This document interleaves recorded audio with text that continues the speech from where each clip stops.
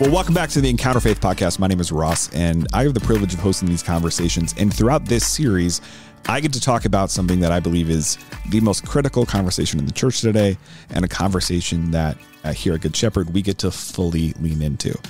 So I'm joined by Pastor Greg Wenhold. Pastor Greg, welcome back. Hey, Ross. Good to be here. Now, you are one of my favorite guests because every time you show up, there's this sense of just really willing to lean in, and just this sense of like, man, I can't believe this is our jobs. And exactly. Yeah.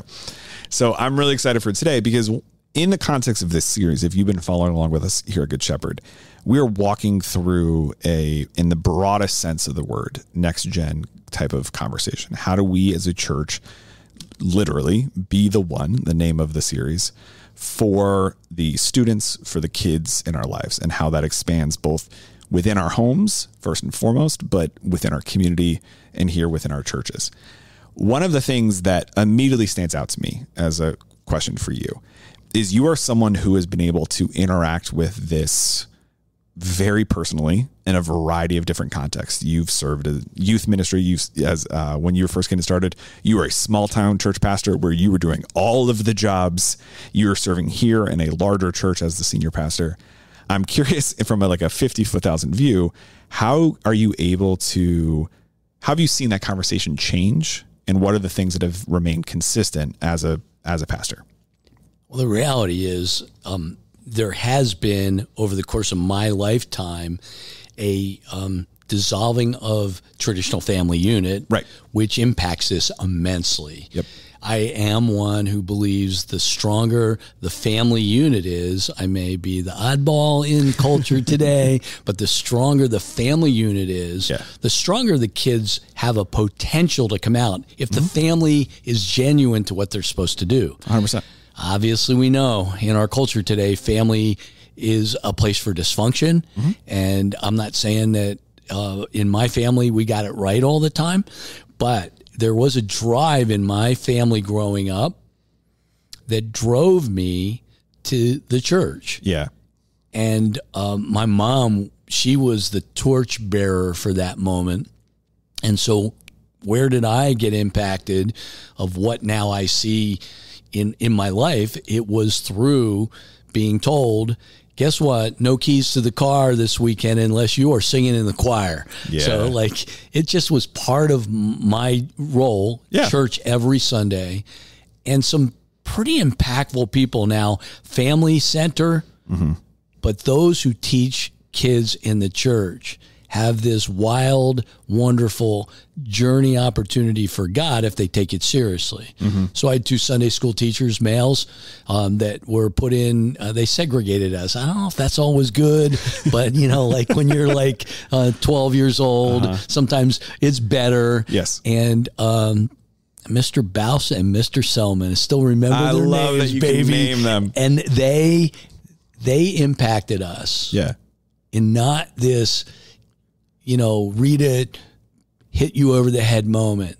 But they were so doggone relational that you have a friend. And they were just your buddies, whether you were learning about Jesus or whether you were walking anywhere in the community. They knew you, and you knew they cared about you. Yeah. I love... Those of you who know my story, you know that I didn't come to the faith fully until I was an adult. And one of my favorite things about talking to the vast, vast majority of people who are Christ followers as adults, they had an experience like that. The 4 to 14 window is what folks in children's ministry call this, but the basic idea of it being, if that's a new term to you, that if you are able to help shape the discipleship worldview of a child, particularly between the ages of 4 and 14, there's study after study after study that suggests that is going to be influential in impacting a lifelong faith. Correct. One of the things that I always appreciated about how my friends that I want to talk about this, to your point about the family, was they would talk about it as like a breakdown of the cultural family, meaning that there were certainly families in the beginning of your pastoral career who had plenty of dysfunction. However, because it stopped being this default posture, if you have a family today who's saying to their teenager, no keys to the car unless you're singing in the choir, it doesn't resonate the same way. Doesn't work.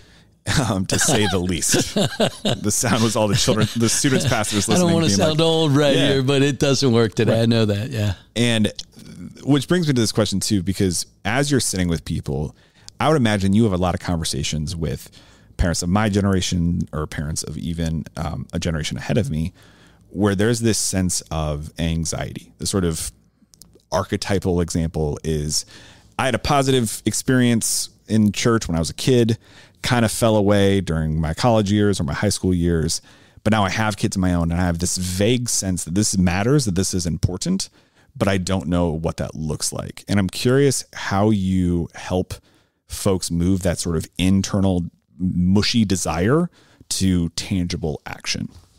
It's a difficult question. I still am going to always go back to relationship. Yeah.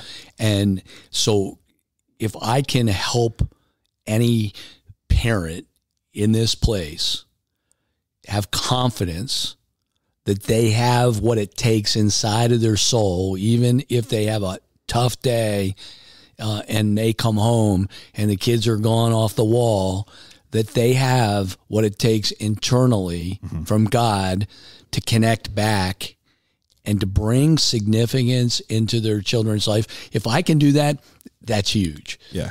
But even just yesterday, I was floating around in between worship services and I saw one of our greeters, and the greeter said this to me: I am watching kids come in and they're looking down and they don't want to make eye contact. And I'm thinking to myself, well, maybe it's because they are not sure they want to be here. Yeah. So I said this to this individual: what I do is I get down on their level. 100%. I high five them, not from way high, having them try to jump up to me, which some love doing. That's fine. But no, I get down and I look them and give them as much love in that moment of connectivity as I possibly can. Yeah. Because then they're known. In worship center, there's a family with two kids, mom and dad. They sit in the second row often. And so I look up, I'm saying hi to them. Yeah. And I say to the kids, hey, thank you for bringing your mom and dad to church today. Yeah. And it's like this relational connectivity, it will beat any strategy. Any formula. It is how Jesus did life. 100%. And he started with kids.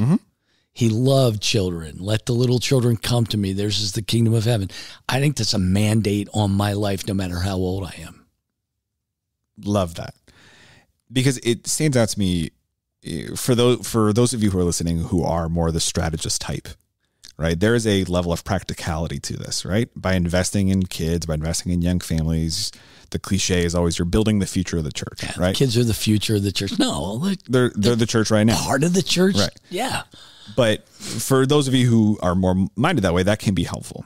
However, it will, to your point, always fall short in the absence of that relationship.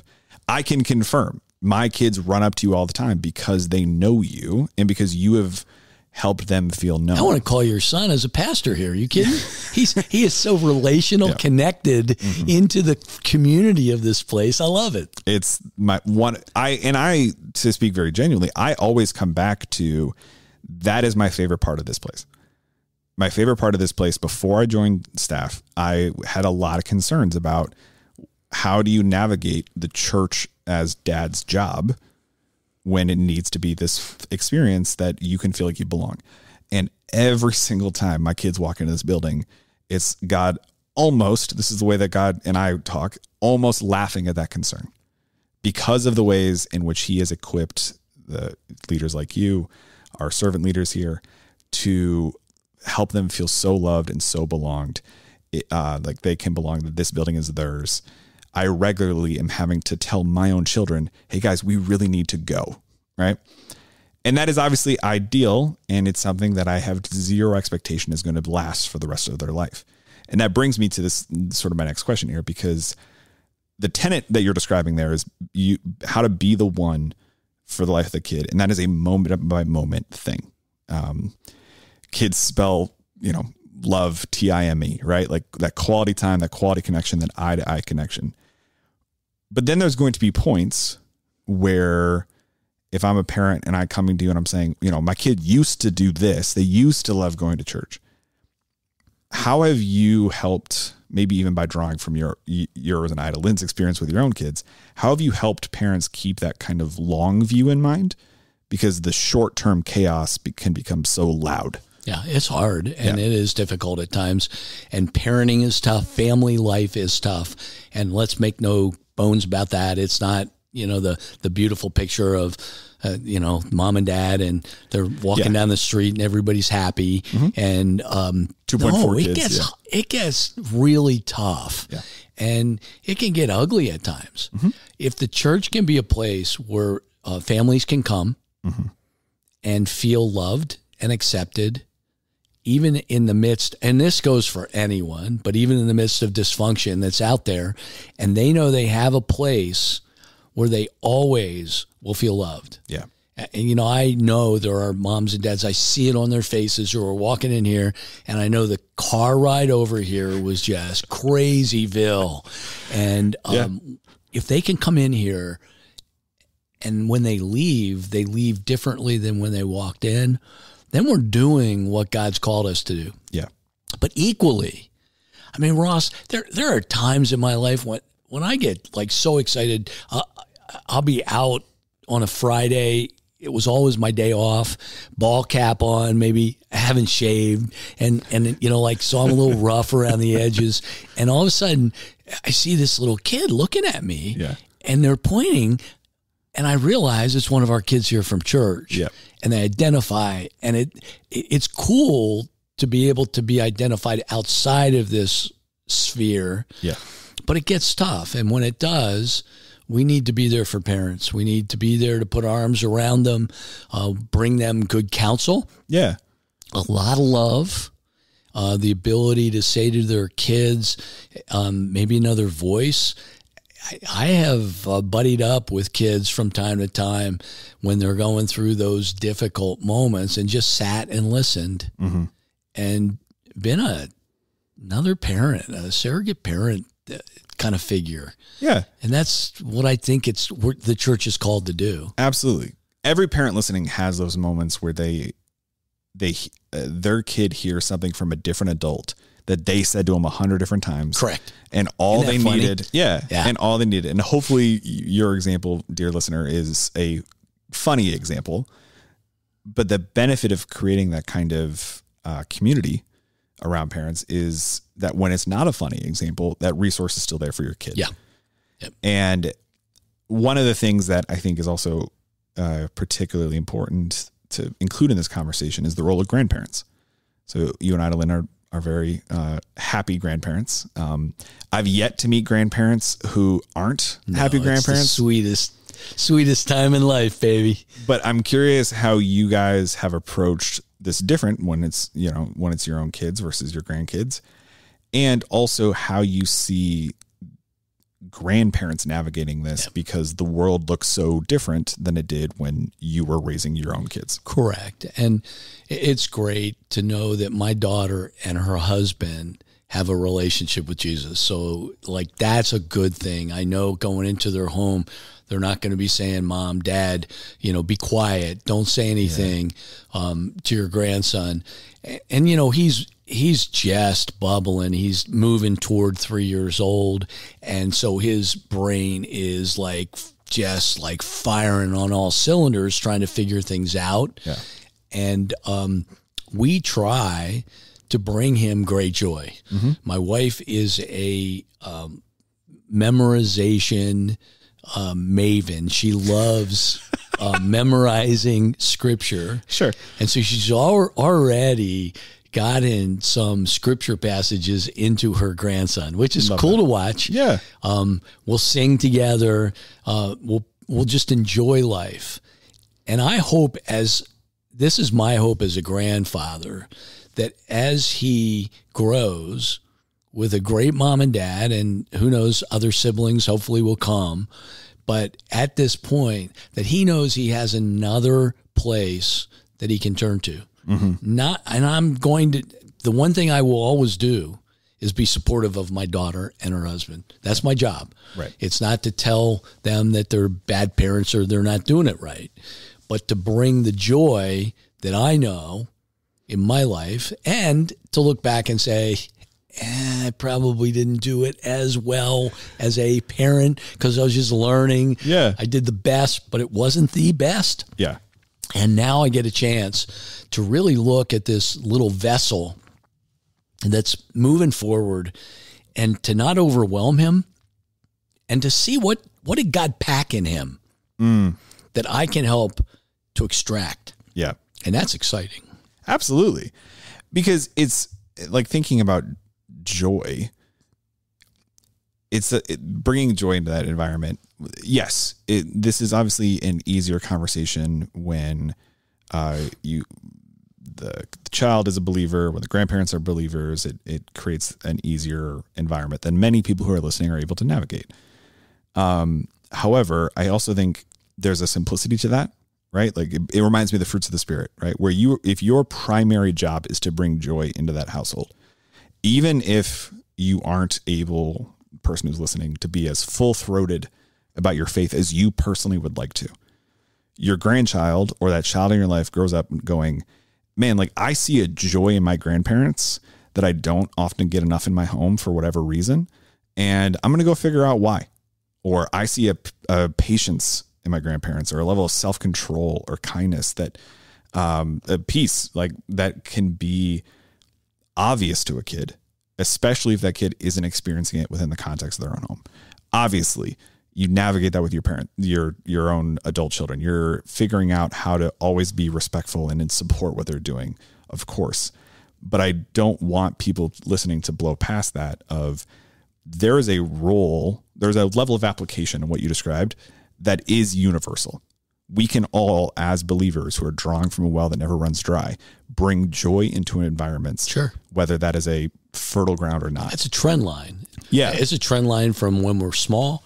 And, you know, the essence of this, and there are many that have written into it. Craig Groeschel wrote about finding what you lost as a child and being able to, I think it was a Hebrew word, shazown, and he wrote this book about trying to figure out how do you take that which was in you as a child that has been kind of stifled by culture or by other humans, by other adults, and how do you allow that to be with you as you get older? And I mean, the cry of a child is sweet and it's wonderful, whether they're struggling in pain or you know, it's not just be quiet, go away, you bother me. That's how they're trying to verbalize what's going on. And so, you know, like I give a lot of props to my daughter. She's better than I was at it, that she'll just let him cry if he's having a moment. And then she'll say, hey, do you need a hug? Yeah. I'm like, where'd you learn that? Why didn't you teach me that? You know, like the child teaching the father is the child of the man, you know, it just is an interesting journey. And I just want to be the best that I can as an example. Mm-hmm. And it doesn't mean that I become rock star. No, it just means I become a guide, a friend, a support. Yeah. And yeah, but the trend line that you're talking about goes from when we're little all the way through, and we cannot lose it. Yeah. Because it's sweet. Yeah. It's to where you started. It's the best, right? The role of a grandparent in those moments, like you get to be, I'm going to use the word free in a way that most parents feel like they can't. And the reality, of course, like looking at my in-laws or my parents, there's plenty of things that I see in the joy and the freedom that they have that serve as healthy reminders to me of, oh, actually, I can lighten up a little bit when it comes to parenting because I take it as seriously as I do.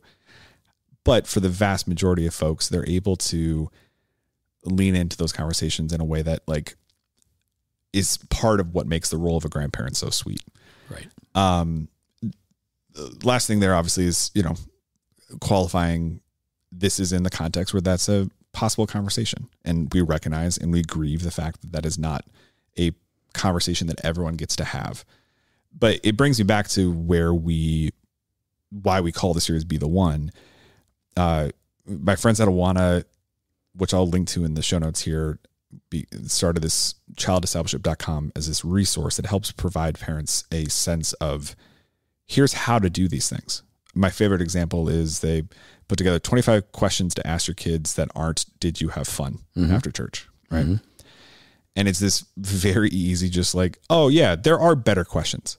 Did you have fun's important? But if you ask more relational questions, kids are going to give you answers that go to further conversations. But one of the things that they talk a lot about is the idea that kids need one adult. Their language is loving, caring adult in addition to their parents. And kids who have that are able to have their outcomes are vastly improved to kids who don't. The church is a place where that can happen. We are losing other societal places where that is even a possibility, just from a structure, being a part of a community together rather than trying to live in isolation. What I'm curious about, I was talking to Pastor Tara Beth last week, for those of you who listen every week. First of all, thanks. But also, this is a review. We were talking about this level of isolation that exists in the world. And I'm curious how you as a pastor, you as a grandfather, you as someone who has this kind of long view perspective, help remind folks why we are meant to do this together in a world that is making it increasingly easy to do it separate. Sure.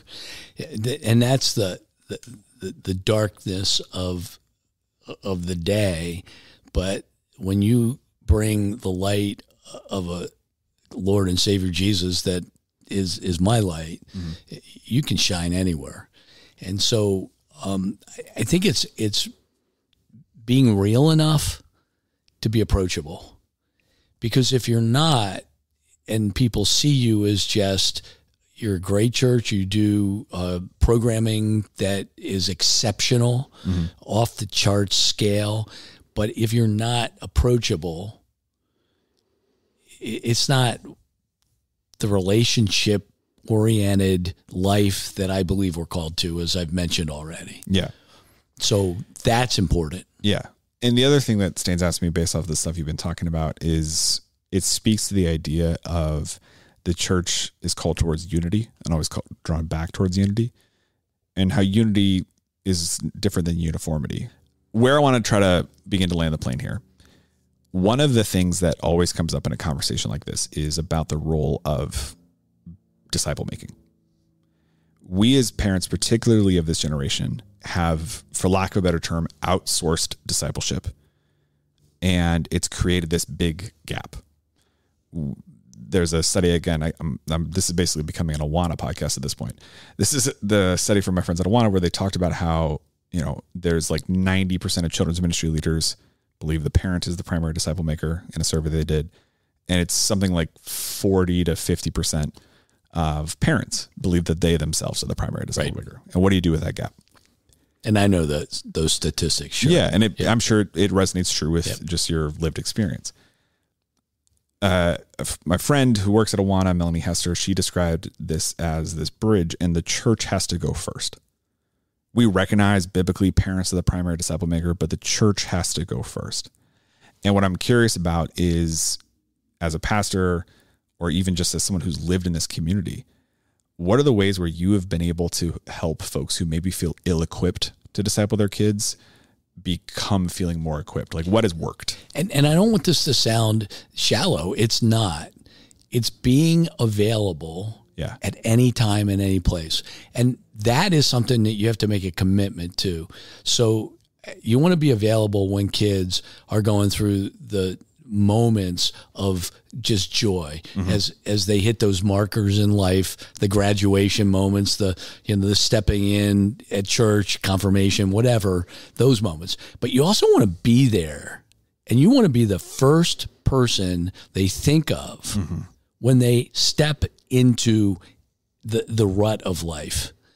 And as hard as those moments are for parents, if they feel confident enough in your joy moments with them that they're going to trust you in their difficult moments. I had a time back years ago when I got a call at 2 a.m.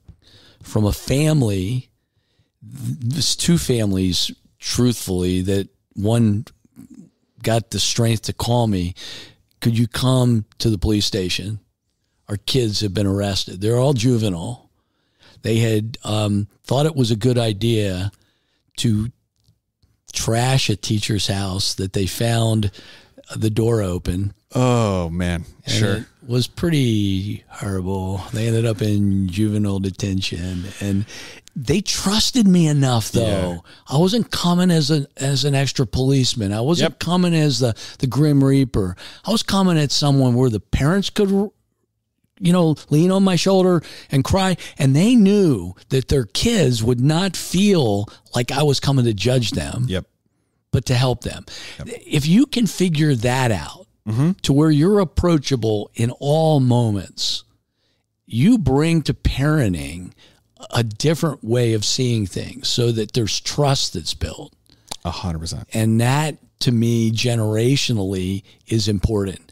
And so I have to build trust with little kids who walk into this place, that they know that I'm not some like old dude that's going to be like, breathing bad breath on them or something. That they can come up and they know I care about who they are. And I'll ask questions about how things are going in school, and I'll have a conversation with them. It's not just pat them on the head and go away.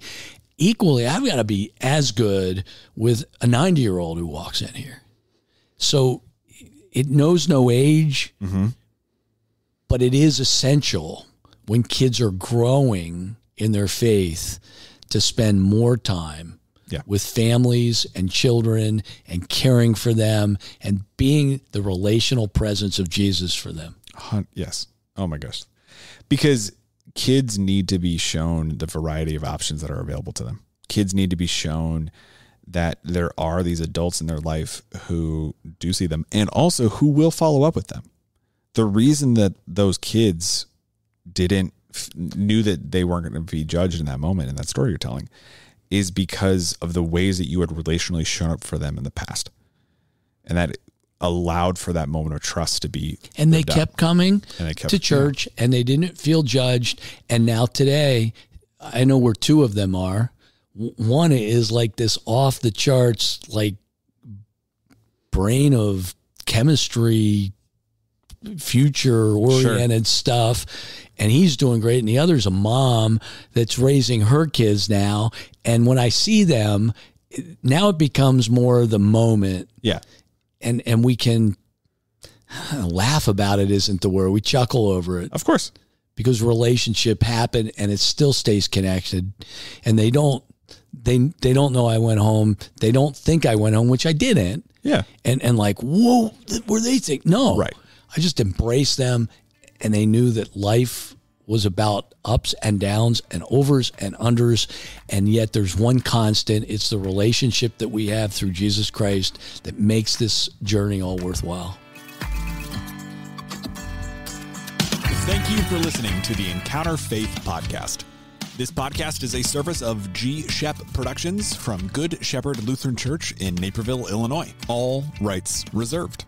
If you're in the area, we'd love to meet you on a Sunday morning at our 9 a.m. or 10:45 services. At Good Shepherd, we are inviting everyone to walk together in the calling of Christ for a life of eternal impact. This podcast is produced and hosted by me, Ross Cochran, and our theme song is Wake the Earth by 1111 Worship. Thank you for listening. We'll talk again soon.